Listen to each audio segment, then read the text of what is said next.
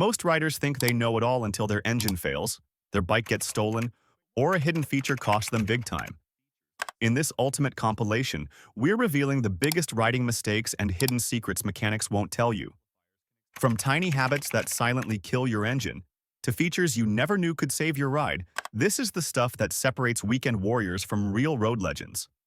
Watch closely, because missing even one of these could cost you thousands or even your bike itself. Let's get started.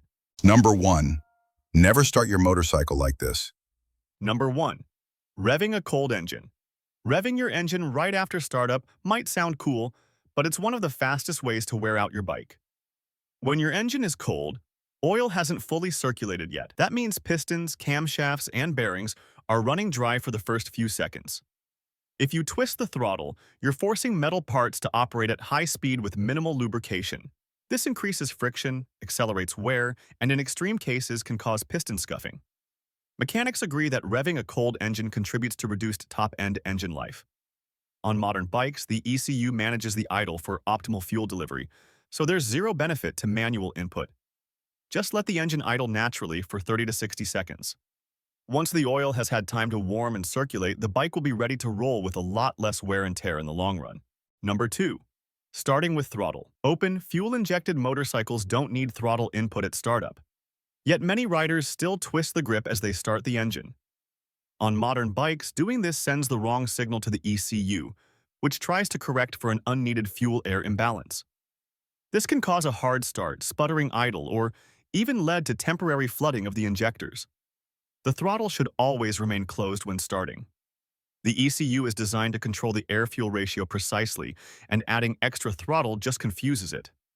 Plus, cold revving with an open throttle increases internal pressure and puts unnecessary strain on piston rings and valves.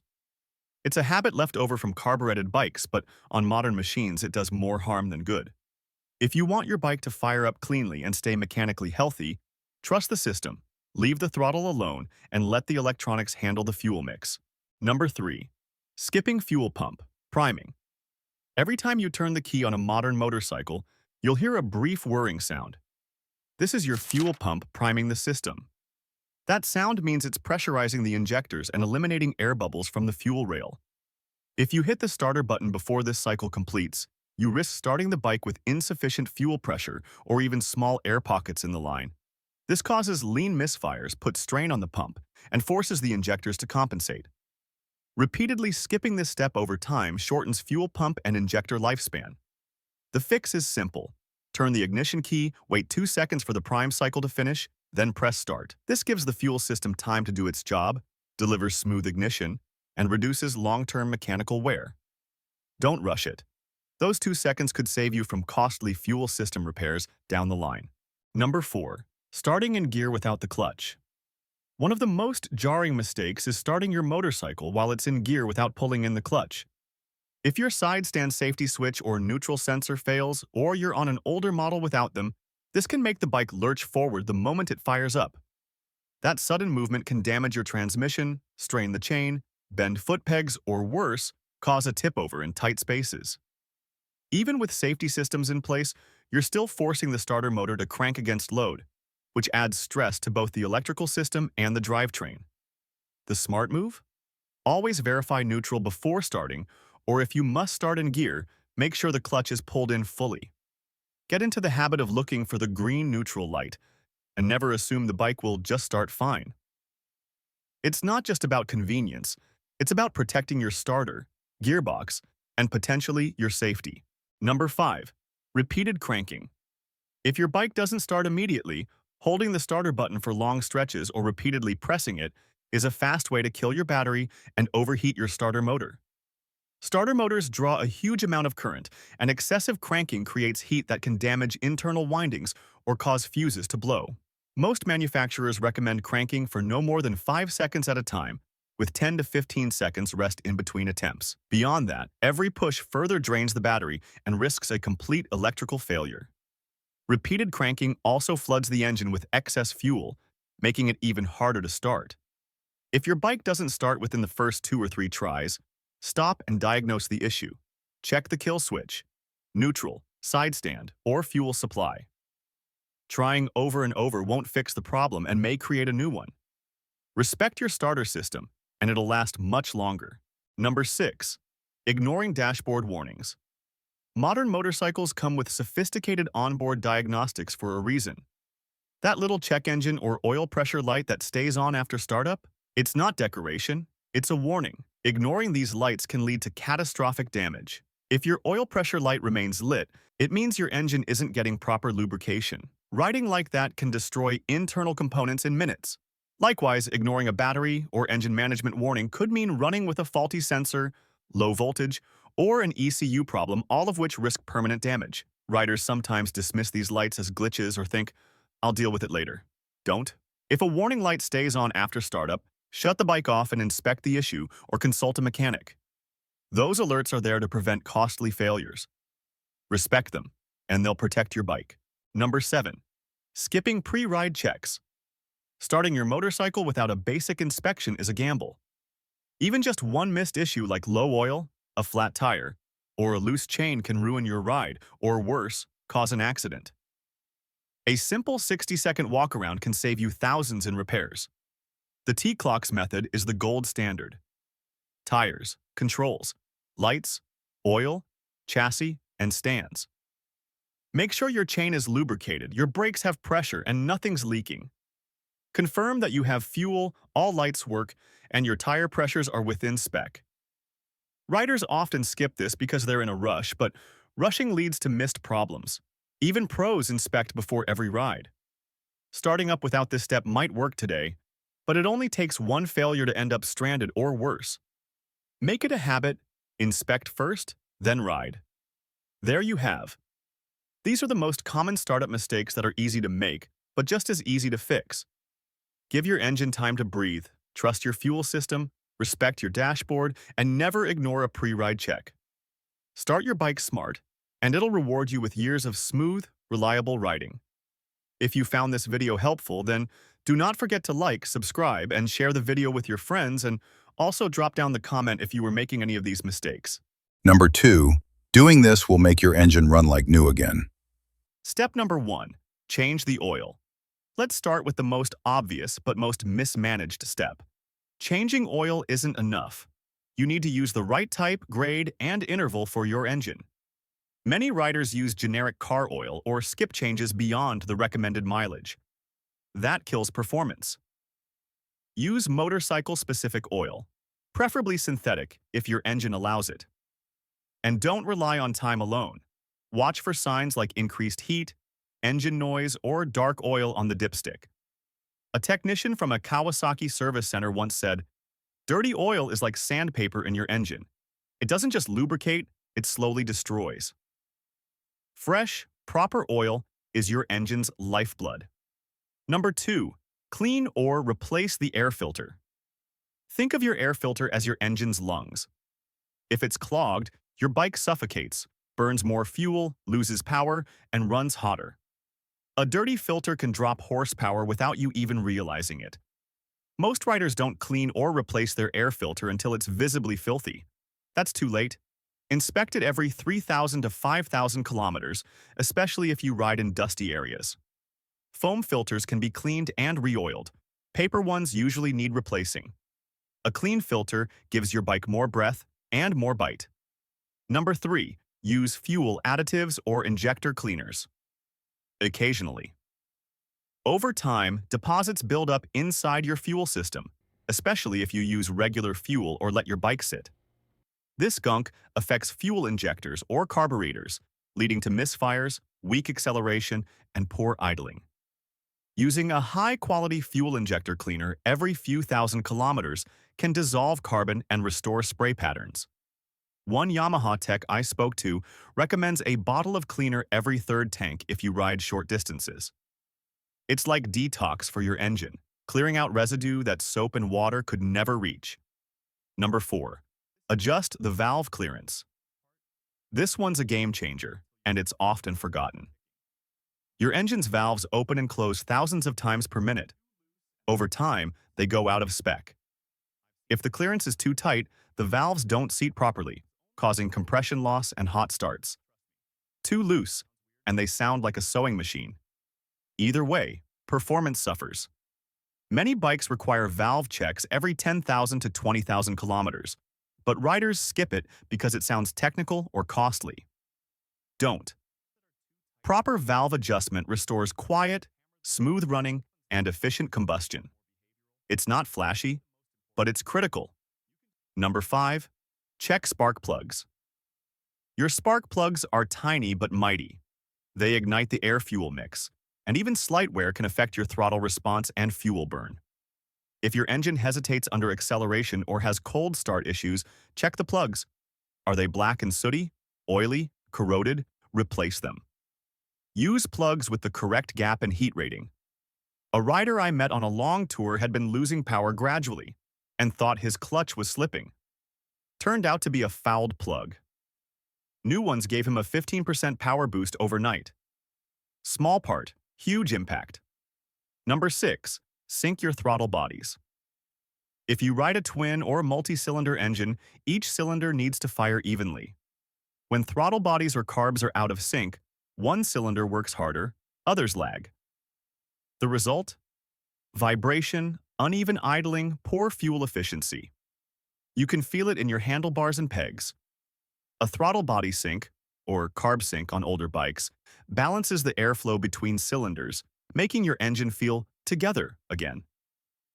It's often overlooked, but when done right, the difference is night and day, like upgrading to a more refined engine without changing your bike. Number 7. Flush and replace the coolant. Your engine generates intense heat, and coolant keeps it from cooking itself. But coolant breaks down over time, losing its ability to control temperature and prevent corrosion inside the radiator and engine. If you've never changed it, or it's been more than 2 years, your bike could be running hotter than it should.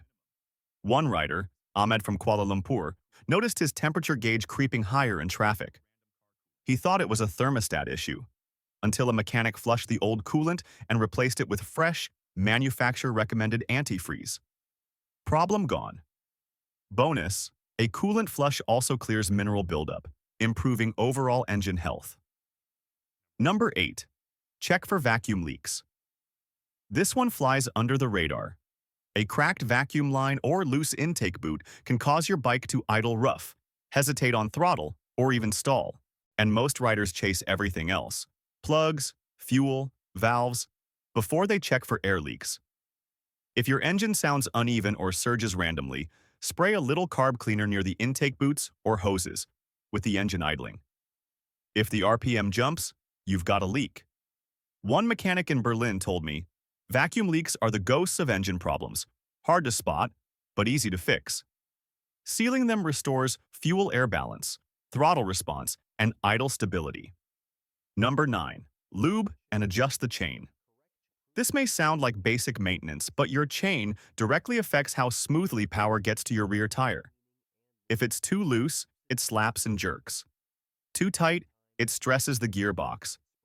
Dirty chains create drag, making your engine work harder to push the same speed. Clean it with a proper chain cleaner, not WD-40. Lube it with motorcycle-specific chain lube and adjust it to factory tension. A rider from Melbourne shared how just cleaning and tightening his chain made his throttle feel snappy again. It's not just about the chain, it's about restoring power delivery from engine to asphalt. Number 10. Reset the ECU or relearn throttle. Today's bikes often have ECUs that adjust to your riding habits, but over time they can store bad idle values or fuel maps, especially after modifications or battery replacements. On some models, doing a throttle position sensor reset, or ECU relearn, can restore smoother throttle, faster starts, and better fuel economy. It varies by bike, but some common steps include turning the ignition on without starting, waiting 10 seconds, then turning off. Others may require a scan tool. Look up your model's method. A Ducati owner in Spain did a simple ECU reset after a battery change, and said it ran like a totally different machine. Sometimes your engine just needs to remember how to run cleanly. Number 11. Inspect and replace the fuel filter. Most riders forget their fuel filter even exists until it's too late. Over time, debris and sediment from your gas tank clog the filter, restricting flow and starving the engine. Symptoms include weak acceleration, poor fuel economy, or even stalling under load. One Honda mechanic in Texas told me he's pulled filters with rust flakes, so thick the engine could barely breathe. If your bike is over 15,000 kilometers and you've never checked it, now's the time. On some models, it's inside the tank. On others, it's external and easier to access. A clean fuel filter keeps injectors safe and combustion consistent. Your engine will thank you with smoother revs and stronger throttle. Number 12. Check battery voltage and terminals. A weak or dying battery might not stop your bike immediately, but it will weaken performance. Poor battery health leads to slow starts, inconsistent idling, and weak spark delivery, especially on fuel-injected engines. Even worse, corroded terminals can drop voltage without warning. One rider in Cape Town had random stalling issues on hot days. Turned out to be a loose ground wire causing voltage dips. Use a multimeter to check your battery's resting voltage. It should be around 12.6 volts or higher. Clean terminals, tighten connections, and if your battery's more than 3 years old, test its cold cranking amps. Healthy ignition starts with solid voltage. Number 13. Re-grease and torque engine mounts. You may not feel it directly, but loose or dry engine mounts can transmit harsh vibration through the frame, making your bike feel rougher, older, and less responsive. Over time, bolts can loosen slightly or rubber bushings dry up. A rider in Manila had constant buzzing through the handlebars at high RPMs. He thought it was engine wear until a mechanic torqued and greased his mounts. Instantly smoother. Make sure engine bolts are torqued to spec, and if your bike uses rubber insulators, inspect them for wear or cracking. It's a small thing, but it brings back that factory-tight, balanced feel you forgot your bike once had. Number 3. 11 secret tactics to stop motorcycle theft. Tactic number 1. Always lock the steering. This one's basic, but criminally underused. Your steering lock isn't just a factory feature. It's a psychological and physical barrier. When a thief sees your bars turned and locked, it signals that the job just got harder. And that tiny deterrent? It can make them walk away. One report from London's Met Police showed that most quick thefts target bikes with unlocked steering. Why? Because it's faster to roll them away. Lock your bars every single time, especially in public or unfamiliar areas. And here's the key. Always lock your bars fully to the left. This makes it even harder for a thief to maneuver the bike without dragging it awkwardly. Combine that with a second layer of security, like a disc lock or chain, and you've just doubled their effort. Thieves work on speed and confidence. Anything that slows them down, frustrates them, or increases visibility sends a powerful message. Not this one. Number 2. Use a disc lock with an alarm. A disc lock is a good start, but a disc lock with an alarm? That's a whole new level. These locks attach to your brake disc, preventing the wheel from rolling. But when paired with a motion-sensitive alarm, they trigger a loud 100-plus decibel scream if tampered with. I know a rider in Miami who parked his Ducati downtown every day. His disc alarm went off 3 times in a month, each time scaring away potential thieves. Bonus tip: use a brightly colored reminder cable that loops from your lock to the handlebar. It's not just for you. It also acts as a visual deterrent. Some advanced disc locks even flash a red LED while armed, signaling to any would-be thief that messing with your bike is going to get loud fast. Always lock the front disc if possible to prevent rolling the bike forward easily. Number 3. Park in the wrong way. Position your bike backward into tight spots or close to walls, fences, or other vehicles. Anywhere that limits access to the rear wheel. Most motorcycle thieves work in pairs or groups. They'll lift your rear wheel and roll it away like a wheelbarrow, bypassing the front lock. But if your rear is pinned against something, that plan fails. One ex-thief even admitted in an interview, "If I can't get to the back tire, I skip it."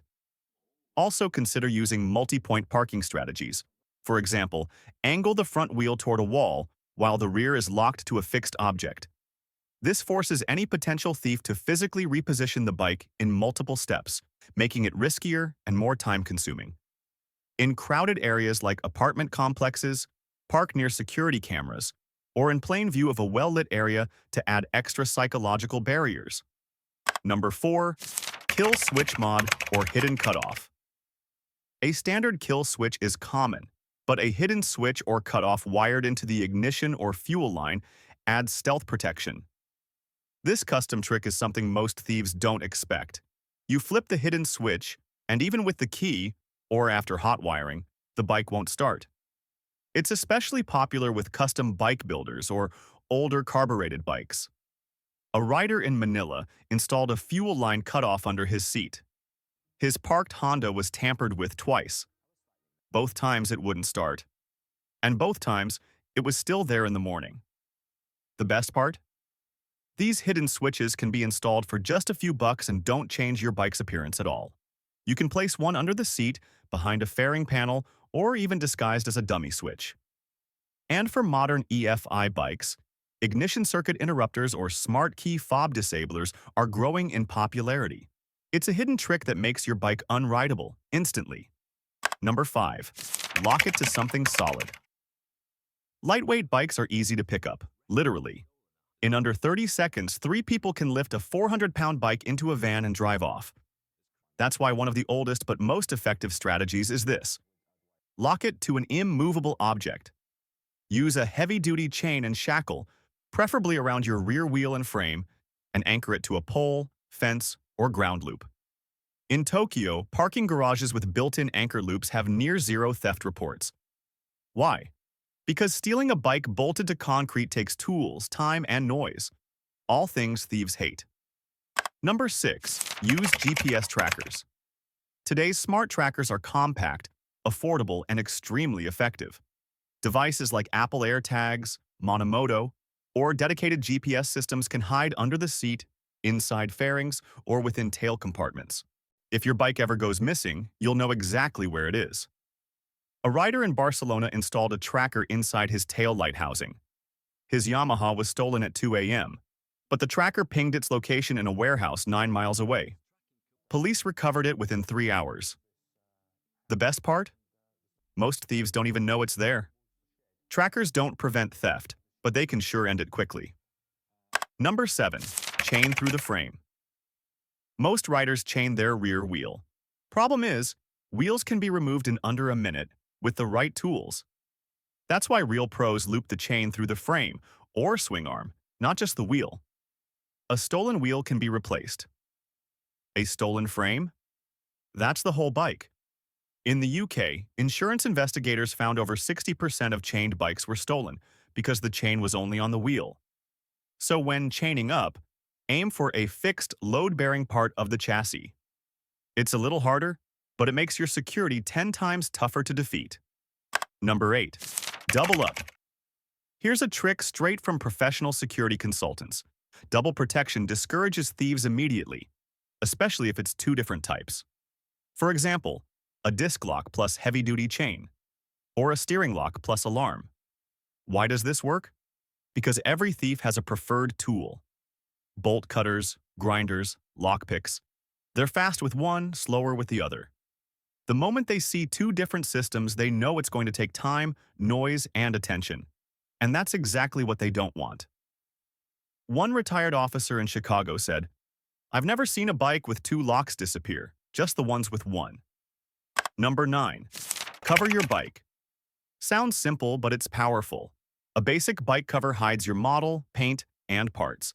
And that kills one major thing thieves rely on: visibility. If they can't see what kind of bike it is, or if it's alarmed, locked, or valuable, they're less likely to target it.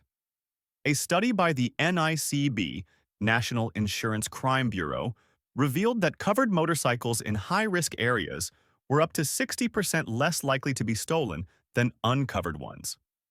Want bonus points? Use a generic black cover with no logos or branding. Make your bike boring. Thieves love flashy. Don't give them a reason to look twice. Number 10. Use motion sensor lights or cameras at home. If you park your motorcycle at home, your garage or driveway needs light and surveillance.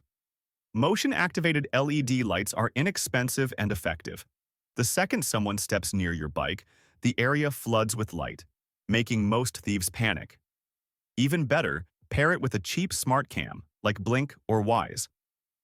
In Canada, A rider named Jenna caught two men on camera trying to roll her bike out of the driveway. The video and the blinding floodlight scared them off. She posted the footage online, and within hours they were identified. Thieves hate attention. Give them plenty. Number 11. Decoy stickers, flashing LEDs, and warning labels. This last one's psychological. Thieves move fast, and most won't risk tampering with a bike that looks complicated, even if it isn't. Add a blinking red LED under your dash. Some alarms include it, or buy one online. Slap on a GPS-protected or smart alarm installed decal, even if you don't have it. A security instructor from LA teaches riders to use deterrent dressing, little visual cues that say, "This bike is protected." It's bluffing? Maybe. But if it makes the thief pick another target, you've already won. Motorcycle theft doesn't just cost money. It takes away something personal. And the worst part? Most thefts happen when we least expect it. That quick stop at the shop. That night you forgot the lock. That safe neighborhood. But now you know better. So do yourself a favor. Choose 2 or 3 of these tactics and start using them today. It might take 1 second, but it could save you thousands. And the heartbreak of losing the ride you love. Number 4. 9 riding habits that ruin your engine. Number 1. Revving a cold engine. Nothing wears out an engine faster than revving it hard when it's stone cold. When you start your bike after it's been sitting, the oil is thick and hasn't fully circulated yet. Cold oil has higher viscosity and flows slowly, meaning critical engine parts aren't fully lubricated in those first moments. If you blip the throttle or redline the engine right after startup, you're forcing metal components to rub at high speed with minimal oil film. The result? Accelerated wear on piston rings, cylinder walls, and cam bearings. Think of it as sandpapering your engine's internals. Mechanics often find scuffed cylinders and worn bearings in engines that were routinely revved cold. The fix is simple. Warm up the engine gently. Give it a minute of easy riding so the oil can reach operating temperature and protect everything. Number 2. Lugging the engine at low RPM. Do you roll on the throttle in a high gear when you should downshift? This habit, known as lugging the engine, puts extreme stress on your motorcycle. Lugging is when you open the throttle wide at low RPM. In a high gear, the engine struggles, shudders, and sounds like it's laboring. In this state, the motor is fighting against itself. Accelerating hard in a high gear strains the engine as it works overtime to overcome the load. The combustion pressures spike while the engine speed is too low to smoothly handle them. This can lead to detonation, knocking, where fuel combusts unevenly and hammers the pistons and bearings. Over time, lugging can oval out connecting rod bearings and even cause overheating on uphill climbs because the engine can't rev into its power band. The mechanical takeaway: downshift earlier. Keeping the revs in a healthy range under load prevents that harsh metal strain. Your engine's bottom end will last much longer if you avoid making it slog in the wrong gear. Number 3. Constantly redlining or over-revving. Every motorcycle has a redline for a reason. It's the limit of what the engine can safely handle. Hitting it occasionally won't grenade a healthy engine, but living at the redline will certainly shorten its life. Spinning at extreme RPM puts incredible stress on valve train components and the bottom end. Valves start to float, and at high enough revs, they can even kiss the pistons. The valve springs and timing chain get overstressed by repeated over-revving. In real terms, you might notice valve ticking or stretching of the timing chain after too much abuse. One rider found out the hard way. He redlined every single shift, even on a cold engine, and within months his valves were tapping and compression had dropped. The reason? Metal expands with heat, so thrashing it cold led to premature wear on tight tolerance parts like piston rings and valve guides. Even when fully warmed, an engine continuously running at the brink of redline will wear out faster. Crank bearings, rod bearings, and cylinder walls all take a beating. The occasional burst to redline is fine, but if you're bouncing off the limiter all day, you're asking for trouble. Number 4. Aggressive downshifting without rev matching. Engine braking is a useful riding technique, but slamming down through the gears without rev matching is a recipe for mechanical carnage. When you drop to a lower gear and let the clutch out abruptly, the motorcycle's speed forces the engine to rev up instantaneously. This sudden spike in RPM, often above the normal range, can be just as harmful as over-revving with the throttle. In fact, over-revving on downshifts can float your valves or stress the timing chain. Those rapid RPM spikes act like mini shockwaves inside the engine. Valve float may occur, lifters can collapse, and timing chains or belts can skip a tooth. At the very least, you're putting serious strain on internal parts. You might not blow the engine outright, but repeated abuse will cause faster wear on the valve train and clutch. The solution is straightforward. Rev match your downshifts.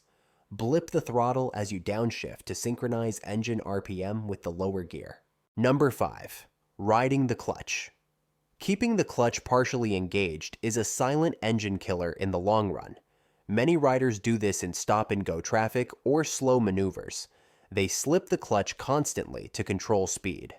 The problem is that the clutch pack is designed to engage fully or disengage anything in between, causing friction and heat. Continuing to ride with a half clutch will overheat and wear out the clutch plates, drastically shortening their lifespan. You'll literally smell a burnt fiberglass odor after heavy clutch abuse. Over time, the friction material on the plates glazing or wearing away leads to clutch slippage, and bits of that material contaminate your engine oil. In a motorcycle with a wet clutch, that means the same oil lubricating your engine is now carrying clutch debris and extra heat. This habit doesn't directly blow your engine, but a slipping, overheated clutch forces the engine to work harder for less output and can send your oil temperature soaring. Number 6. Hard launches and clutch dumps. We all love a good hard launch off the line, but drag race starts and dumping the clutch at high RPM are vicious on your engine and drivetrain. When you rev the engine high and pop the clutch, the entire driveline is hit with a sudden shock. Imagine dropping a spinning blender onto a table that jolt has to go somewhere. The stress can chip gear teeth in your transmission, stretch the drive chain, and even yank engine mount bolts. Most of all, the clutch itself suffers. The friction plates slam together, often generating immense heat in a second. Do this repeatedly, and you'll see accelerated clutch wear and even glazing or warping of the clutch discs. Engines don't escape unscathed either. That explosive torque transfer can cause crankshaft torsional stress, essentially twisting forces that can fatigue the crank and bearings. If you're doing wheelies by dumping the clutch, there's an added risk. During a long wheelie, oil can slosh away from the pickup, starving the engine of oil for a moment. Even brief oil starvation can scar bearings and cam lobes. The point is, dropping the hammer too often will hammer your engine internals. It might not fail immediately, but over time these shock loads leave their mark. If you need a fast launch, try feeding power more smoothly through the clutch. Number 7. Staying in gear at stops. Sitting at a red light with the clutch pulled in and first gear engaged might seem harmless. After all, the engine is just idling. But keeping the clutch pulled constantly at stops can cause undue strain on your motorcycle's clutch and engine over time. When you hold the clutch lever in, the clutch springs are compressed and the release mechanism is under load. This isn't a huge load, but doing it habitually at every light means those components never get a break. According to riding experts, if you frequently stop without shifting to neutral, the engine and clutch are under extra stress, leading to premature clutch wear and potential engine strain. The throwout bearing can wear out faster, which may lead to clutch drag or difficulty shifting. You might also be heating up the clutch plates unnecessarily by holding them apart under high RPM right before you stop. The simple fix, when you'll be stopped for more than a few seconds, pop into neutral and release the clutch. This relieves all that mechanical tension. Number 8. Excessive idling and slow riding with no cooling. Believe it or not, letting your bike idle endlessly or crawling in traffic on a scorching day can be just as damaging as aggressive riding. Extended idling, especially on an air-cooled or poor ventilated bike, can lead to overheating and oil breakdown. When your motorcycle is stationary or moving at parade speeds, there's little to no airflow across the engine or radiator. The coolant can only do so much if the radiator isn't getting air, and on air-cooled bikes, the heat just soaks the engine. Oil temperatures climb, and hot oil thins out, losing some of its protective viscosity. In extreme cases, fuel in the carburetor bowl can start to boil, and you risk vapor lock or stalling. Yes, long idling can overheat the engine and cause the oil to degrade, leading to more wear and damage over time. You might notice the cooling fan running constantly in traffic, a sign that the bike is struggling to shed heat. If you ignore this, you could warp a cylinder head or scorch the oil.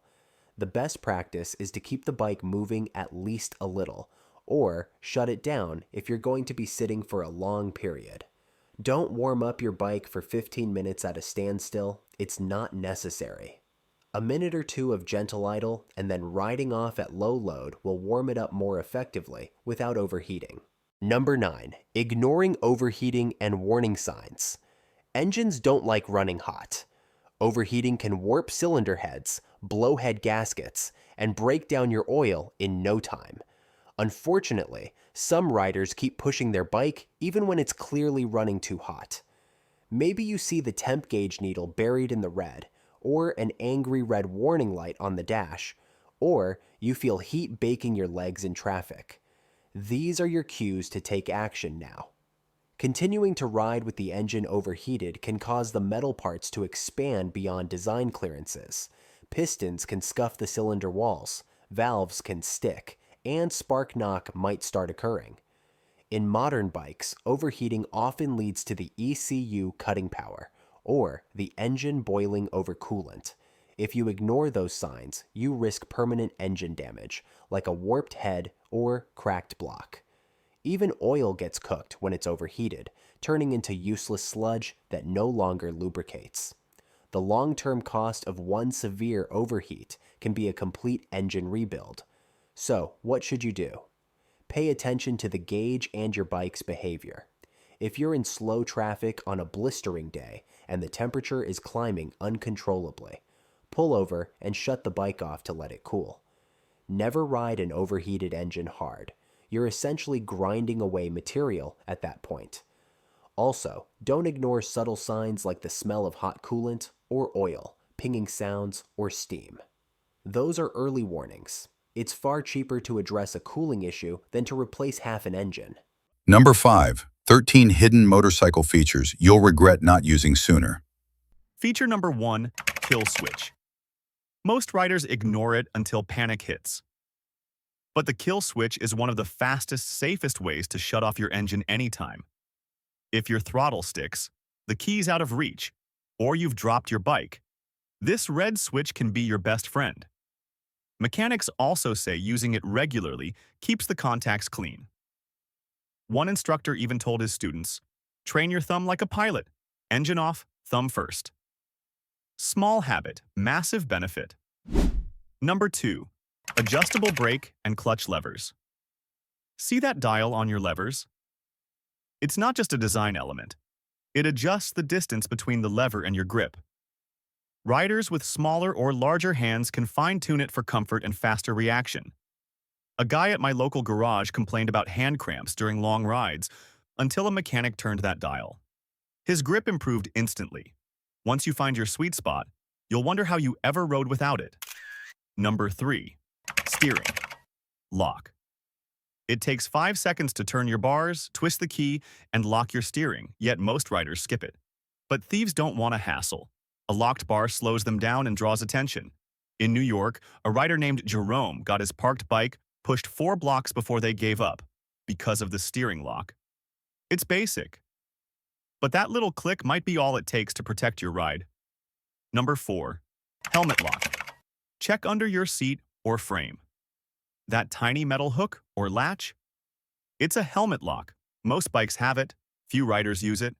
Instead, they carry their helmets everywhere or leave them loose on the mirror. One guy at a coffee shop told me his helmet got stolen while he was watching from inside. After that, he finally used the built-in lock. It's not perfect security, but it's enough to deter casual grab-and-run thieves. Number 5. Center stand chain cleaning, oil checks, tire inspections. Ever tried those with your bike tilted sideways? Use the center stand. It keeps your bike level and secure. One touring rider I met said he wouldn't buy a bike without it, claimed it saved him hours on the road. Bonus: it also keeps your bike stable on soft ground or long-term parking. You'll feel the difference the moment you stop fighting your kickstand. Number 6. Flash to pass. Built into your high beam switch, this quick flash is more than a polite gesture. It's a safety feature. Tap it to alert a slow car, a distracted driver, or someone drifting into your lane. During a foggy morning ride, one biker used flash to pass to signal an oncoming truck that couldn't see his dim headlight. That flash probably saved his life. It's subtle, fast, and way more effective than a horn in many cases. Number 7. Trip meter. AB. Your trip meter does more than count miles. Most modern bikes have Trip A and Trip B, and you can reset them separately. Use Trip A to track daily rides or fuel range, and Trip B for longer-term goals, like oil changes or tire wear. A rider in Arizona named Devin uses Trip A to monitor how many miles he gets from a full tank, and resets Trip B after every chain service. He hasn't needed a written logbook in years. If you're still relying only on your main odometer, you're missing out on the easiest ride tracking system already built into your dash. Number 8. Hazard lights. Hazard lights on motorcycles used to be rare, but more and more modern bikes now include them. Problem is, most riders still don't use them. If your bike has this feature, you're holding a powerful visibility tool. I know a rider named Rakesh who broke down on a busy highway outside Mumbai. Night was falling and cars were flying by. He hit his hazard switch, parked on the shoulder, and stayed visible until help arrived. They might seem unnecessary until you're stuck in a storm, guiding a friend with bike trouble, or pulled over in fast traffic. Use them, and use them early. Number 9. Gear indicator. If your bike has a gear indicator, you're ahead of the game. Many riders still guess which gear they're in, especially during slow maneuvers or stop-and-go traffic. But misjudging your gear can stall your engine, stress your clutch, or even lock your rear wheel during downshifts. I remember talking to a dealership tech who said most beginner crashes during low-speed turns happen due to improper gearing. One simple number on your dash solves that. And even if you ride a bike without one, consider an aftermarket unit. That tiny screen can save your engine and your confidence. Number 10. Bluetooth or USB charging. Ports phones aren't just for directions, they're your lifeline in emergencies. And if your battery dies mid-ride, especially on a solo trip, you're cut off.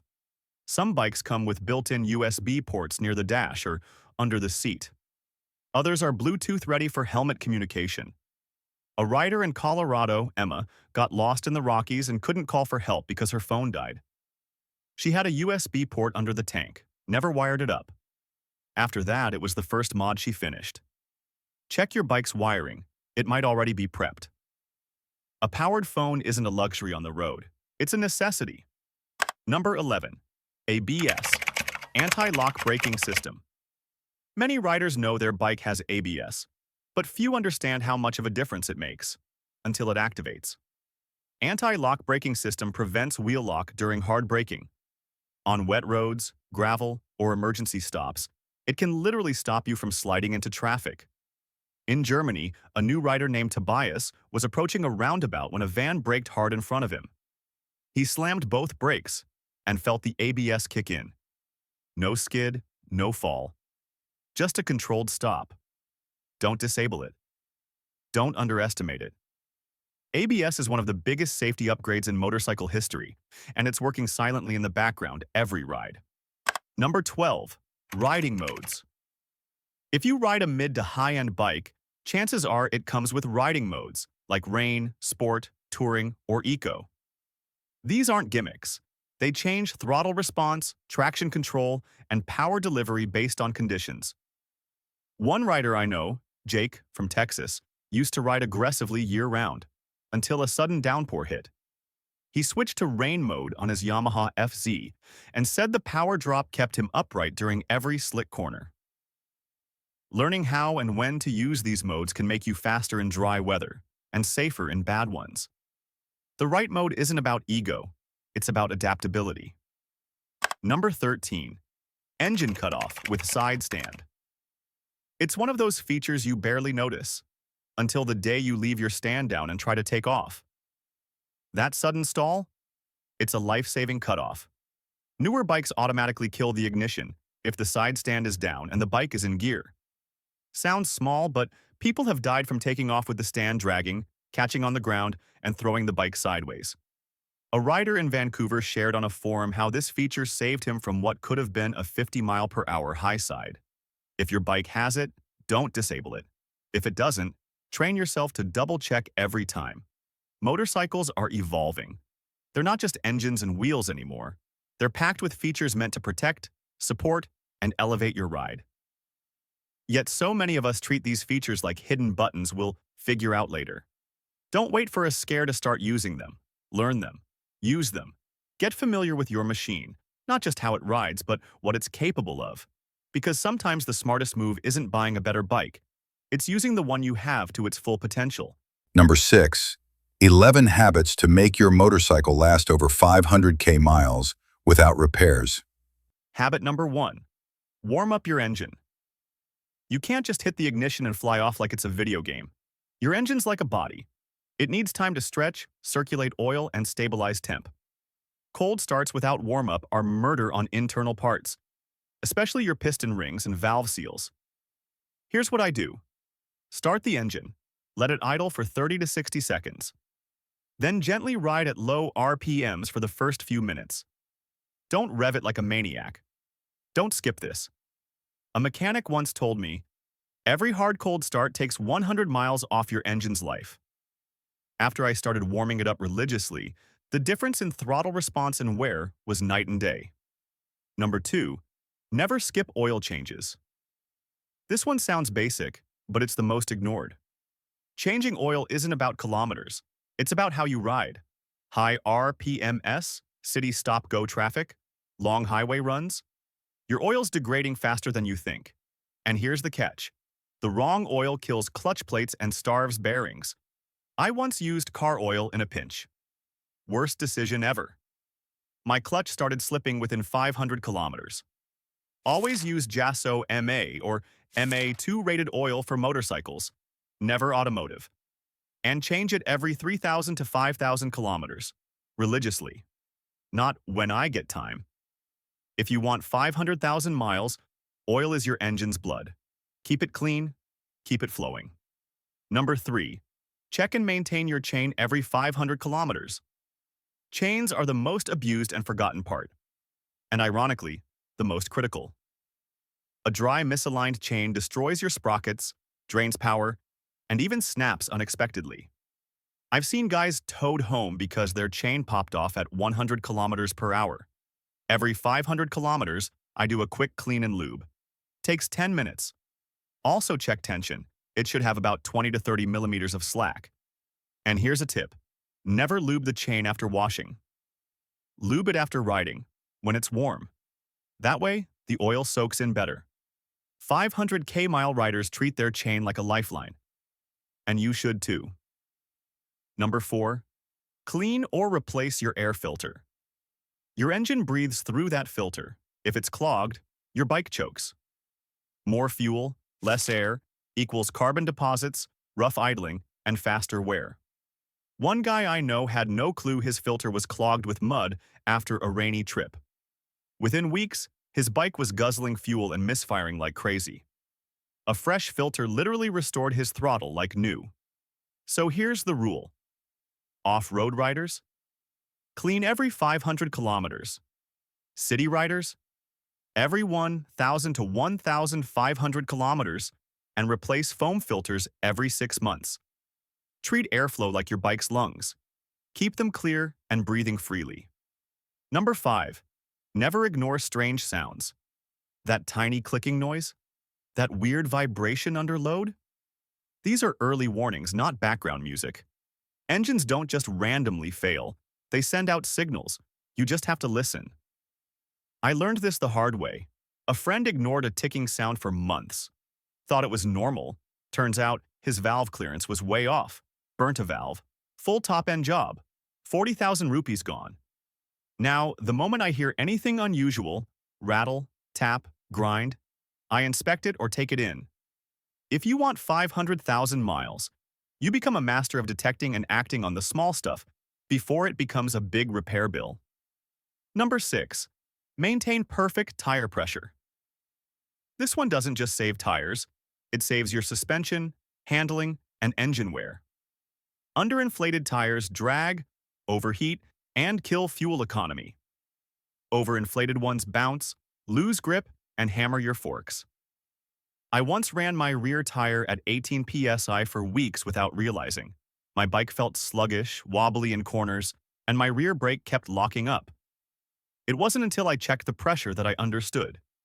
Now, I check my tire pressure once a week, always before long rides and definitely after a cold night. Stick to what's written on your swing arm or manual, not what feels right. 500 mile bikes roll on properly inflated rubber. Period. Number 7. Adjust your idle and throttle regularly. A lot of riders accept rough idling as just how my bike is. That's a trap. If your idle is too high, you're stressing your clutch and wasting fuel. Too low, and the engine starves for oil at startup. I fine-tune mine every oil change. A simple turn of the idle screw can make your engine sound buttery smooth. Same with throttle play. Too much slack and you're getting delayed response. Too tight and it feels jerky. This isn't about being a mechanic. It's about feeling your bike. If your idle or throttle changes suddenly, that's your cue to look deeper. Could be a dirty injector, vacuum leak, or spark issue starting to creep in. Number 8. Keep your battery healthy. You'd think a battery is just about starting your bike, but nope. A weak battery stresses your alternator, messes with fuel injection, and even kills spark under load. I've seen bikes misfire on highways because the battery dropped voltage at high RPMs. So here's what I do. Keep terminals clean and greased. Check voltage monthly, 12.6 volts, plus at rest, 13.5 to 14.5 volts while running. And every 12 to 18 months, I replace it before it fails, not after. You want a long-living engine? Don't ignore the little black box under your seat. Number 9. Flush and replace coolant and brake fluid. Not just top up. Most riders never flush fluids. I was one of them, until my caliper seized because my brake fluid turned to jelly. Coolant, too. Old coolant gets acidic, eats your seals, and bakes your head gasket. The rule is simple. Brake fluid. Flush every 1 to 2 years. Coolant. Replace every 2 years, minimum. And please, use motorcycle-grade coolant only. Don't throw in tap water or random car coolant. If you've never flushed either of these, you've got problems brewing. Number 10. Keep your valves in check. This is the silent killer. Valves that are too tight will burn. Too loose and they'll hammer themselves apart. The worst part? You won't even notice until you lose compression or hear ticking. Most manufacturers recommend checking valve clearance every 10,000 to 15,000 kilometers. Do it, or at least have it inspected. If you're chasing high mileage and skipping valve checks, you're playing roulette with your top end. I've seen engines die young simply because the owner thought valves only need checking if it sounds weird. Trust me, by the time it sounds weird, the damage is already done. Number 11. Ride smooth and shift smart. This one's less mechanical, more behavioral, but maybe the most important. You can do all the maintenance in the world, but if you ride like a jackhammer, your engine won't last. Don't redline unnecessarily.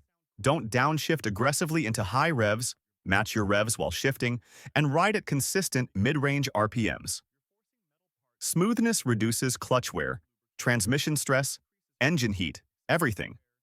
I know a guy with a Yamaha FZ who's done over 300,000 miles, and he rides like a ghost. No sudden jerks, no angry revving, just flowing shifts and constant throttle. That's how you get your engine to outlive the bike. A motorcycle that lasts 500,000 plus miles isn't a miracle. It's the result of a mindset. It's the rider who checks details, listens to the machine, and doesn't cut corners. You can do this. Start with one habit. Build from there. And who knows? Maybe your bike will be the next legend. Number 7. Motorcycle owners. Never do this after riding. Mistake number 1. Shutting off a hot bike immediately. After a hard run at highway speeds or spirited riding the engine, oil, exhaust, and brakes are extremely hot. Hitting the kill switch or side stand right away traps heat. Without airflow, the oil stops circulating and heat soaks into parts like the cylinder head and oil pump. This sudden change creates thermal stress that can warp or crack components. In race or turbo bikes, designers even recommend a cool-down lap because oil and bearings need time to shed heat. In practice, let it idle or ride slowly. Give the oil pump a minute of idle or cruise back at low revs. This keeps oil flowing through hot bearings and dissipates heat gradually. Protect bearings and turbos. If your bike has a turbo or high-revving engine, abrupt shutdown can let oil stagnate in the turbine housing or cylinders, leading to oil coking. Brake warping risk. If your brakes were hot, parking with a loaded disc can slightly warp a rotor over time. Number 2. Spraying water on a red-hot engine. You pull into the garage and immediately hose down or pressure wash the bike. This is a recipe for damage. Never spray cold water on hot metal. The rapid cooling forces the engine block, head, exhaust pipes, or other parts to contract instantly. This thermal shock can crack castings or welds. One detailing guide bluntly warns, spraying water on hot engine parts may cause them to contract quickly and break. In engineering terms, a sudden cold blast imposes a transient stress that exceeds the metal's tensile strength. Other hazards? Water on a running hot engine can flash to steam, potentially scalding you or loosening clamps. Avoid cold rinse. Let the engine cool to at least lukewarm before using water. Even wiping can wait. Gentle cleanup. When you do clean, use low pressure and room temperature water so metals cool evenly. Protect electronics. Besides metal, hot sensors or coils doused with water can fail or short. Number 3. Lubricating, adjusting the chain at the wrong time. Chain maintenance timing is surprisingly important. A common error is lubing or tightening the chain immediately after a ride while it's still extremely hot. When the chain is hot and expanded, setting the slack will make it too tight once cold, leading to binding or accelerated wear. Conversely, lubricating a cold chain is wasteful. It won't soak in properly, and excess lube may fling off. The pro tip is to take a quick loop around the block first. Then, apply lube while the chain is warm so the oil penetrates all the O-rings and links. In practice, lubricate warm. Revise your routine after a short ride, park, and immediately spray or brush on chain lube. The heat helps it flow into all crevices. Adjust when cold. Check slack when the bike is on its stand with no weight on the chain. If you adjust right after a hot run, the chain will tighten as it cools. Check regularly. Don't skip checks. A proper chain routine after rides ensures you catch wear early. Neglecting chain care or doing it in the wrong thermal state leads to premature sprocket and chain wear, noisy squeaks, or even a snapped chain. Number 4. Covering the bike too early. It's natural to want to protect your bike immediately, but throwing a cover on while everything is still warm traps moisture and heat. Never cover a hot or wet motorcycle. The warm metal and cool ambient air create condensation under the cover. This hidden moisture quickly causes rust on painted and bare metal parts. For example, a guide on covers warns to ensure your motorcycle is dry before you apply it. Otherwise, you could trap moisture, creating the perfect conditions for rust. The heat from the engine or exhaust will also build up under the fabric, which over time can yellow plastics or degrade paint. Cool and dry first. Wait until the engine and exhaust have fully cooled. Check that surfaces are dry. Then use a breathable cover to let air escape. Choose the right cover. A high-quality ventilated cover is key. Non-breathable or clingy tarps can suffocate the bike. Cover makers emphasize using a breathable material so that humidity can escape. Number 5. Parking carelessly in the garage. How and where you park immediately after a ride can affect your bike's longevity. If you barrel into a closed, unventilated garage with engine hot, you risk heat buildup and harmful fumes. Carbon monoxide is a safety issue, but mechanically, heat-soaked walls or ceilings can radiate back and stress bodywork or wiring. A few things to remember. Ventilation and clearance. Always park with some space around the bike so it can ventilate. If the room is cold, hot metal will condensate moisture on itself. Good airflow avoids a humid environment where rust thrives. Use the correct stand. Park on a stable, level surface. If you use the center stand or paddock stand, ensure it's positioned so brakes aren't clamped on. For example, parking with the rear brake on a hot disc can lock rotors as they cool, leading to warping. Neutral versus gear. Some riders park in gear to prevent towing, but be aware, on the center stand, chain tension in gear still holds the rear wheel. If you must park in gear for safety, do so gently on a level stand, and consider loosening the chain if doing heavy maintenance. Battery care. If the bike has an underseat charger or trickle charger for long storage, disconnect before riding. Post-ride. Make sure the battery hasn't been left dead. Number 6. Skipping post-ride inspections. Finally, never skip the quick once-over after riding.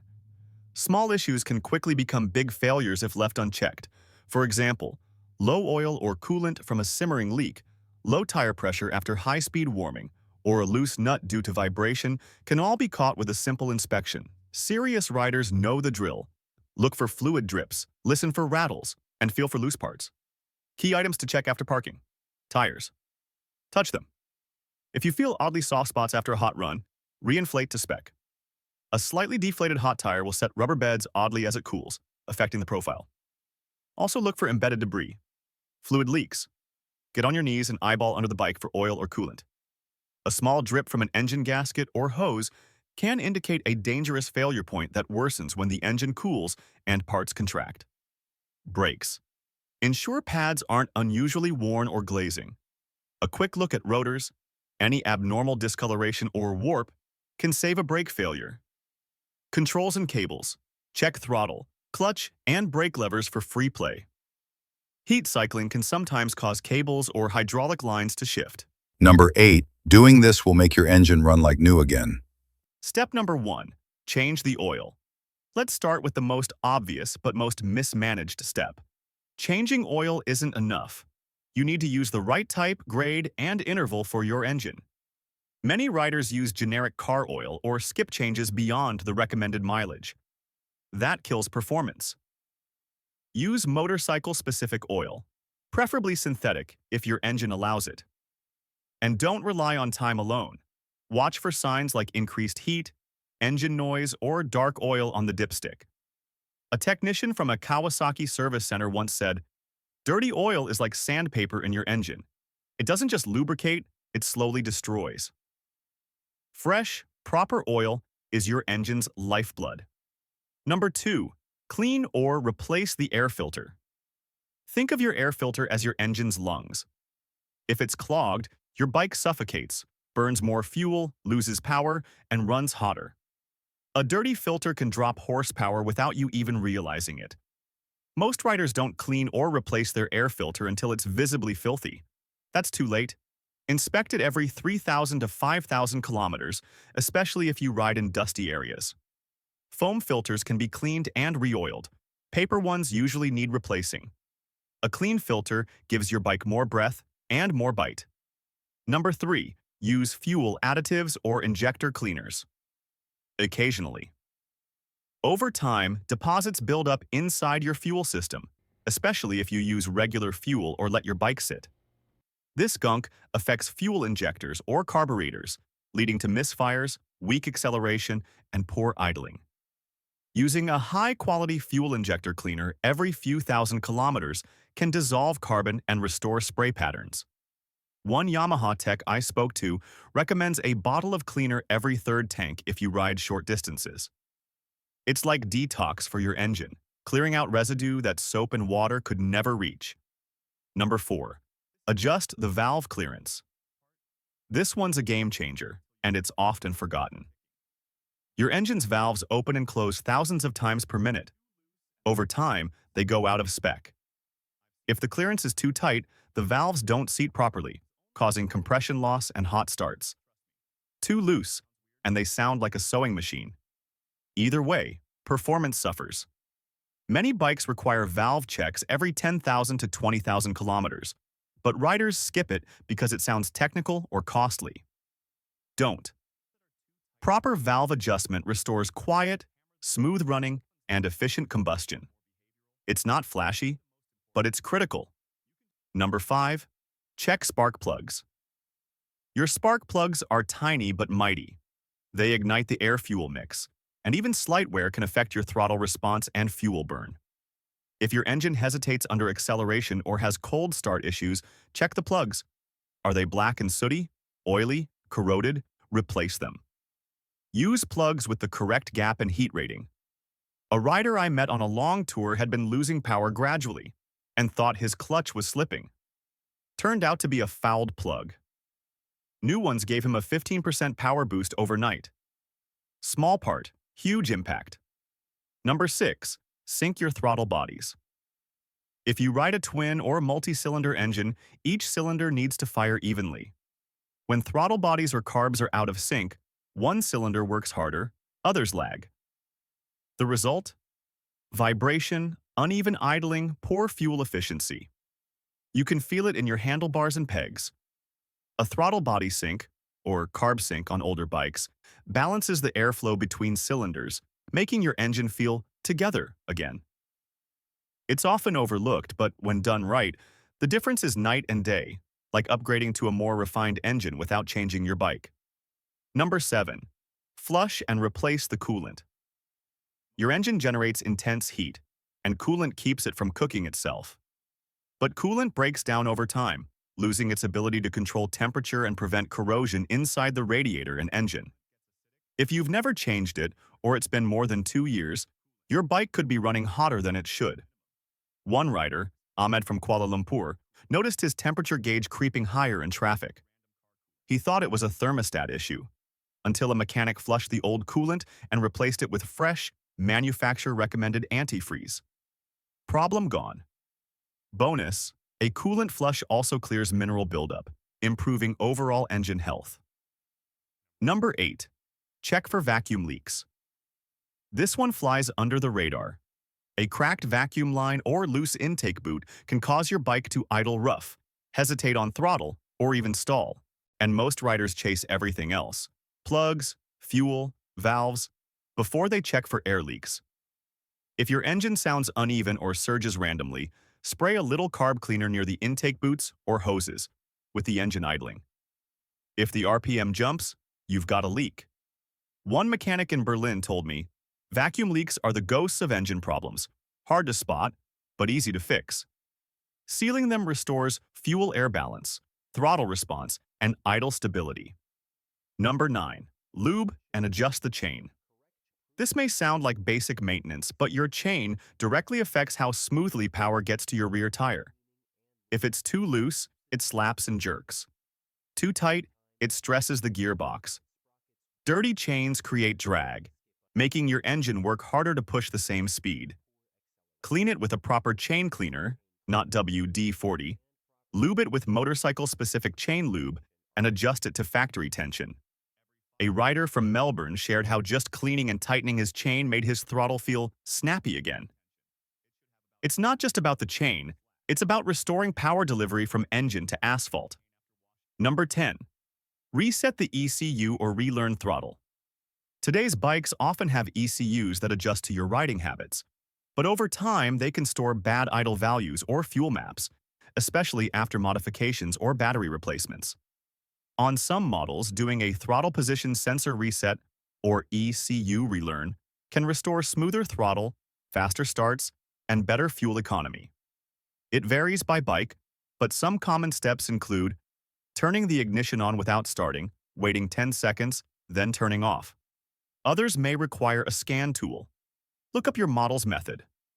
A Ducati owner in Spain did a simple ECU reset after a battery change, and said it ran like a totally different machine. Sometimes your engine just needs to remember how to run cleanly. Number 11. Inspect and replace the fuel filter. Most riders forget their fuel filter even exists until it's too late. Over time, debris and sediment from your gas tank clog the filter, restricting flow and starving the engine. Symptoms include weak acceleration, poor fuel economy, or even stalling under load. One Honda mechanic in Texas told me he's pulled filters with rust flakes, so thick the engine could barely breathe. If your bike is over 15,000 kilometers and you've never checked it, now's the time. On some models, it's inside the tank. On others, it's external and easier to access. A clean fuel filter keeps injectors safe and combustion consistent. Your engine will thank you with smoother revs and stronger throttle. Number 12. Check battery voltage and terminals. A weak or dying battery might not stop your bike immediately, but it will weaken performance. Poor battery health leads to slow starts, inconsistent idling, and weak spark delivery, especially on fuel-injected engines. Even worse, corroded terminals can drop voltage without warning. One rider in Cape Town had random stalling issues on hot days. Turned out to be a loose ground wire causing voltage dips. Use a multimeter to check your battery's resting voltage. It should be around 12.6 volts or higher. Clean terminals, tighten connections, and if your battery's more than 3 years old, test its cold cranking amps. Healthy ignition starts with solid voltage. Number 13. Re-grease and torque engine mounts. You may not feel it directly, but loose or dry engine mounts can transmit harsh vibration through the frame, making your bike feel rougher, older, and less responsive. Over time, bolts can loosen slightly or rubber bushings dry up. A rider in Manila had constant buzzing through the handlebars at high RPMs. He thought it was engine wear until a mechanic torqued and greased his mounts. Instantly smoother. Make sure engine bolts are torqued to spec, and if your bike uses rubber insulators, inspect them for wear or cracking. It's a small thing, but it brings back that factory-tight, balanced feel you forgot your bike once had. Number 9. 11 stupid motorcycle features that destroy reliability and lifespan. Feature number 1. Overcomplicated digital dashboards. Modern dashboards have turned motorcycles into glorified tech gadgets. These screens promise style, but often sacrifice basic reliability. Sun glare makes them unreadable. Software bugs freeze them mid-ride, and replacing one costs a small fortune. They're hard to repair and impossible to trust long-term. You lose access to key info like speed or fuel when a glitch strikes. Old-school analog dials never had these issues. They were dependable, readable, and didn't fry in the heat. What's worse, these dashboards aren't designed with longevity in mind. They look premium, but act fragile. Instead of enhancing your ride, they become a liability the moment something goes wrong. For riders who value durability over gimmicks, this feature is more of a headache than an upgrade. A flashy screen shouldn't come at the cost of function and lifespan. It's just not worth it. Number 2. Keyless ignition systems. Keyless systems are supposed to make life easier, but ask anyone who's been stranded because their bike couldn't detect the key. It's not so simple. These setups rely on wireless signals and battery-powered fobs, which are prone to failure. If the antenna is weak or the signal gets disrupted, the bike won't start. And the worst part? Thieves with signal amplifiers can exploit these systems and steal bikes faster than ever. You're left with a false sense of security and a real mess when something fails. Traditional keys work every time. They don't rely on software updates or Bluetooth signals.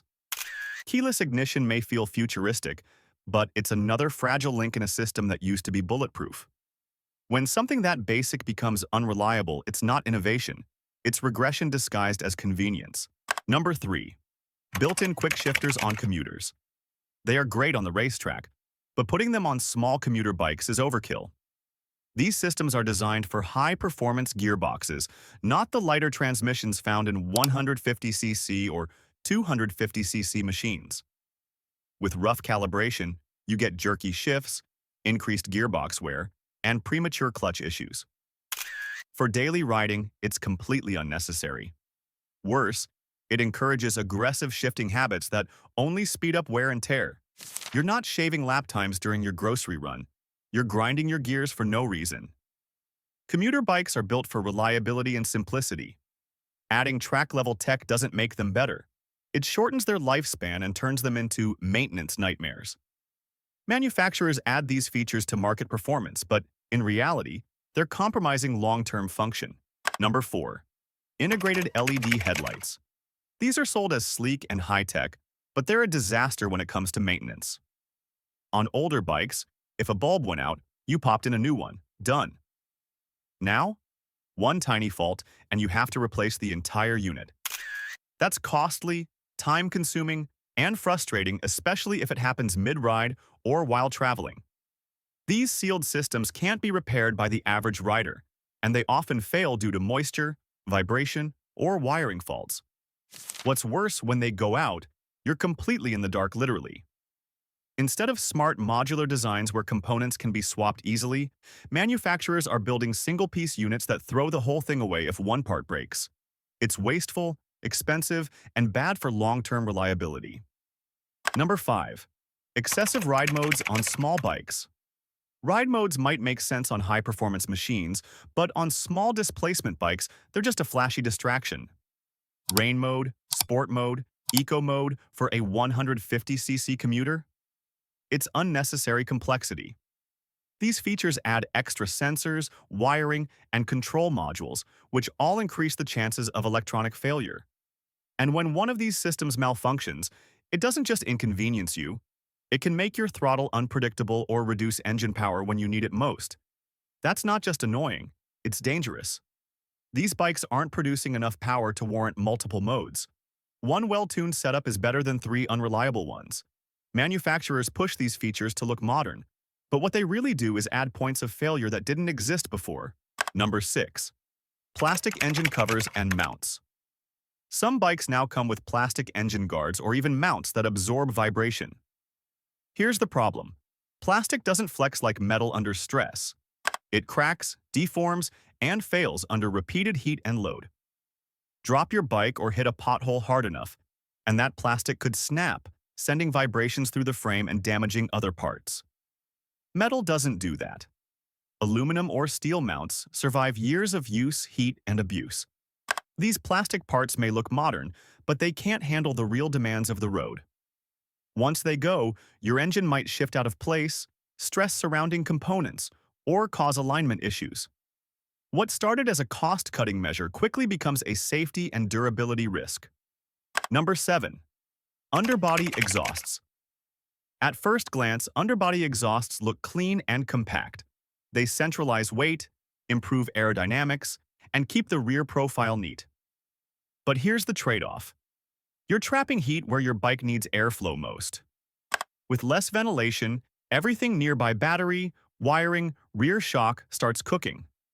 Over time, heat fatigue breaks down seals, melts plastic, and warps nearby components. Even worse, the hot zone sits close to your thighs or seat, making summer rides unbearable. This isn't just about discomfort, it's about long-term damage to crucial systems. While the design may look sleek, it silently degrades your bike ride after ride. Exhaust systems should vent heat away efficiently, not bake your core components. Number 8. Weak single-point engine mounts. Engine mounts are what keep your motor locked solid inside the frame. So why are some manufacturers using only 1 or 2 anchor points on budget bikes? It saves cost, but causes serious problems. With less support, engine vibrations shake more of the frame, causing bolts to loosen, welds to weaken, and parts to misalign. Over time, this affects chain alignment, sprockets, and even throttle response. One nasty bump could twist the mount and throw your drivetrain out of sync. What started as a simple ride becomes a rattle-filled mess. More mounting points distribute weight and absorb shock better. Fewer mounts? More stress in fewer places. It's basic physics. This is one area where manufacturers shouldn't compromise. Saving a few bucks up front turns into costly problems down the line. Number 9. Over-designed fairings. Sharp, aggressive fairings might look cool in the showroom, but they often turn into headaches on the road. Modern designs pack plastics tightly, leaving no room for airflow or expansion. As heat builds up inside, fairings start warping, rubbing, or even melting. Panels vibrate, bolts loosen, and strange rattles start showing up at random speeds. And if you need to fix anything underneath? Good luck. Removing one panel means removing 5 more first. This kind of over-design sacrifices practicality for styling. A motorcycle isn't a sculpture. It's a machine that needs to breathe and be serviced easily. When plastics are jammed in with no thought for long-term wear, they become a liability. Number 10. Cheap stock batteries. One of the sneakiest reliability killers is the low-quality battery that comes with many bikes. Manufacturers try to save costs by installing the bare minimum needed to start the engine. But modern riders run extra gear USB chargers, auxiliary lights, GPS, and these cheap batteries can't keep up. After a few months, you're dealing with slow starts, dead cells, or total failure. Leave the bike sitting for a few days? It might not crank at all. Worse, they often have shorter lifespans, leaving you hunting for replacements far sooner than expected. If your battery can't handle your real-world needs, it's not doing its job. Investing in a better aftermarket battery early on prevents a lot of stress later. It's one of the simplest upgrades that protects your entire electrical system. Number 11. Sealed lifetime chains. The phrase maintenance-free chain sounds amazing until it fails.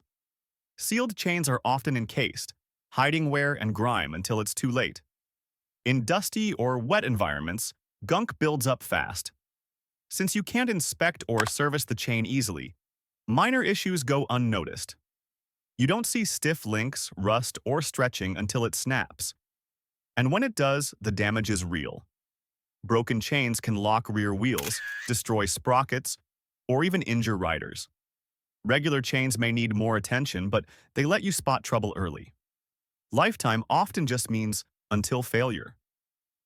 Real reliability comes from visibility and control, not from sealed gimmicks hiding behind marketing. These features aren't just silly, they're risks hiding in plain sight. They promise convenience, but slowly erode your motorcycle's reliability. As riders, we need to push back on gimmicks and demand designs that last. If this video helped you spot a bad feature on your own bike, drop a comment and share your experience. And for more honest motorcycle talk, hit that subscribe button. No sugarcoating, just real talk from one rider to another. Number 10. Doing this will make your motorcycle cooling system last forever. Step number 1. Clean your radiator, fins regularly. Your radiator works like your bike's lungs. It breathes in cool air and exhales engine heat. But if it's covered in dirt, bugs, or road grime, it can't do its job. That's exactly what happened to Alex. Most riders never touch their radiator until it's too late. All it takes is a quick spray of water and a soft brush after every few long rides. Never blast it with high-pressure water. Those fins are delicate. Just like a clogged nose, blocked fins stop airflow, and suddenly your cooling system is choking. Number 2. Use the right coolant mix and change it. Often don't just top off your coolant with tap water or whatever green liquid you find. The wrong mix causes corrosion and kills your system from the inside. Always use a 50-50 mix of distilled water and motorcycle-specific coolant, especially ones with anti-corrosion agents. And here's what most people skip. Change that mix every 1 to 2 years. Old coolant breaks down and can actually become acidic. Mechanics report that a huge percentage of overheating cases come from neglected or contaminated fluid. A proper coolant flush is one of the cheapest ways to prevent a $1,000 engine rebuild. Number 3. Never ignore the reservoir tank. Everyone checks their radiator cap, but what about the reservoir? That plastic tank isn't just an overflow bucket, it's your system's pressure regulator. If the coolant in there drops too low, your bike can't breathe properly. And if it's overfilled, it can overflow under heat and cause a mess under your tires. Before each long ride, make sure the level is between the min and max marks. A cracked or cloudy reservoir also needs replacing. It can hide leaks or steam buildup, which leads to major cooling system failure. Number 4. Don't let debris build around the engine. Heat doesn't just leave through the radiator. It vents out of your whole engine area. But if mud, plastic bags, or dead leaves are caught in your fairings or engine guard, they block that airflow. Riders who live in rural or urban areas often pick up debris without noticing. One rider's story from Colorado stands out. A plastic grocery bag got wrapped under his fairing and caused his bike to overheat within minutes. So after every ride, especially in windy or wooded areas, do a quick visual check. That 30 seconds might prevent engine warping. Number 5. Replace your radiator cap if it's older than 3 years. This tiny piece of metal and rubber is holding back 15 psi of pressure. If it fails, your coolant boils at a lower temperature and your bike overheats even in mild conditions. A worn cap might look fine on the outside but fail internally. You won't know until it's too late. Most motorcycle techs recommend swapping your radiator cap every 3 years. It's cheap insurance, about the same price as a lunch, and it can save your entire system from pressure failure. One rider in Arizona had to replace his whole head gasket just because a cap gave out during a long uphill climb. Also, keep in mind, radiator caps come with different pressure ratings. If you replace yours, make sure it matches the OEM spec. Too low, and it'll vent prematurely. Too high, and you'll strain your hoses or gasket. And never open it while the engine's hot. Even seasoned riders get sprayed because they misjudge how much pressure is still in the system. A simple $10 cap can make the difference between a smooth ride and a blown motor. Number 6. Check and bleed air from the system after every coolant service. When air bubbles are trapped in your coolant lines, they create hot spots. These pockets don't circulate, and the surrounding metal overheats fast. After a coolant flush, always bleed the system properly. Some bikes have bleeder screws, others need to be tilted or rocked. Don't just fill the coolant and ride off. Airlocks are silent killers. They won't show symptoms until the damage is done. Even professionals forget this step, but your service manual will show exactly how to bleed air safely. One overlooked trick is to run the bike with the radiator cap off until the thermostat opens. Watch for big bubbles escaping. That's trapped air purging out. When you see only small bubbles or none at all, you're safe to seal it.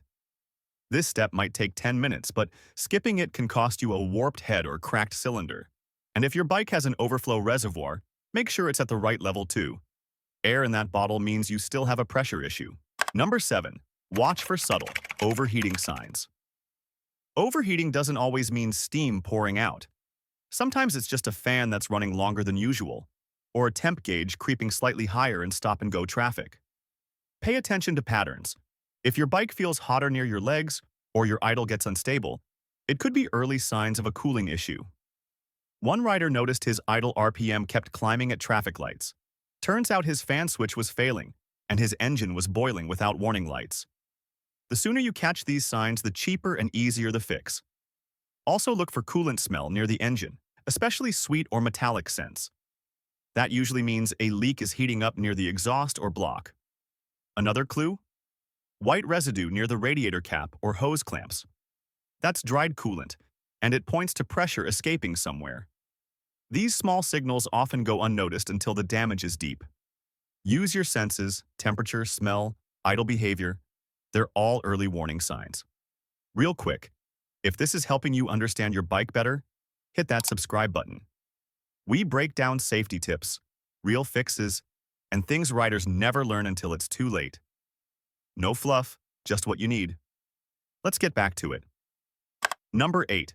Upgrade to a high-flow radiator or fan if you ride in heat often. This step isn't for everyone, but if you ride in hot cities or mountain highways, a high-flow radiator or upgraded fan makes a massive difference. These components push more air or coolant through your system without changing your riding style. They're especially useful for ADV or sport touring bikes stuck in slow traffic or long uphill pulls. Riders in Texas or Southeast Asia swear by these upgrades. It's not about power. It's about keeping your engine at a safe temp without stressing it. And the best part? These upgrades are plug-and-play for most bikes. High-performance fans use better motors, more efficient blades, and kick on sooner. Upgraded radiators have larger cores and better flow paths. They might cost a couple $100, but compared to an engine rebuild, that's nothing. Number 9. Inspect your cooling hoses like they're time bombs. Because in many ways, they are. Rubber coolant hoses get soft, brittle, or start swelling over time, especially when exposed to constant heat. And if one bursts while you're riding, you won't just lose coolant, you'll lose control. A rider in Malaysia learned this the hard way when his lower radiator hose ruptured mid-traffic. He slipped on his own coolant and wrecked the bike. So, run your hand along the hoses once a month. Feel for soft spots, bulges, or cracks near the clamps. If you squeeze them and they feel spongy or collapse too easily, replace them. Even a tiny pinhole can turn into a geyser when the pressure builds. Also inspect where hoses bend or clamp. Those stress points fail first. If your bike's over 5 years old and still running original hoses, swap them now. Silicone replacements last longer and handle heat better. Number 10. Don't sleep on the thermostat. The thermostat controls when coolant starts flowing through the radiator. If it gets stuck closed, your engine starts boiling before the radiator even kicks in. And if it gets stuck open, the bike can run too cold, hurting performance. Most riders never check it because it's tucked deep in the system, but it's one of the most vital parts. If your temperature fluctuates more than usual, like cold on the highway but hot in traffic, it might be a worn thermostat. Replace it every 4 to 5 years or sooner if your coolant temp behavior seems off. Number 11. Monitor your cooling fan and its switch religiously. This one's sneaky. The fan motor itself might work fine, but the switch that tells it when to turn on can fail without warning. That's what happened to a rider from Nevada. He thought his fan was working because it spun freely when he tested it. But on the road, it never kicked in, and his bike kept creeping toward redline. A simple switch replacement would have saved his entire top-end rebuild. After long rides, park your bike and listen. The fan should come on if the engine's hot. If it doesn't, test the fan and the switch. These parts are cheap and easy to replace, and when they work, they prevent thousands in damage.